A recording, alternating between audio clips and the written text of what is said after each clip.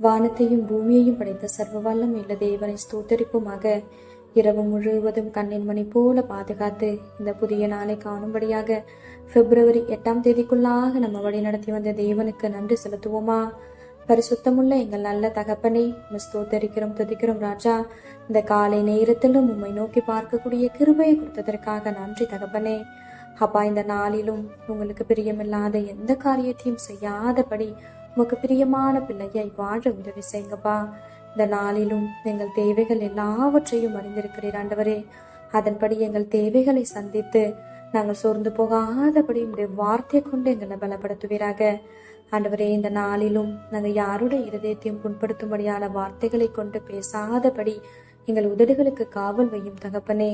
அப்பா, நாங்கள் பேசுகிற ஒவ்வொரு வார்த்தைகளும் மற்றவர்களை ஆறுதல் படுத்தக்கூடியதாகவும் பரிசுத்தமான வார்த்தைகளாகவும் மாத்திரம் இருக்க நீங்க எங்களுக்கு கற்றுத்தாங்கப்பா. உண்மை போல எல்லாரையும் நேசிக்கவும் எல்லாரிடத்திலும் தாழ்மையாய் நடந்து கொள்ளவும் நீர் கற்றுத்தாரும். இந்த காலை நேரத்தில் ஜெபிக்கிற ஒவ்வொருவரையும் ஆசிர்வதிங்கப்பா. அவர்கள் குடும்பங்களையும் சட்டைகளால மூடி மறைத்து பாதுகாத்து கொள்ளும். துதிக்கான மகிமையெல்லாம் ஒருவருக்கே செலுத்துகிறோம். இயேசு கிறிஸ்துவின் இனிய நாமத்தில் ஜெபிக்கிறோம் எங்கள் ஜீவனுள்ள நல்ல பிதாவே, ஆமென்.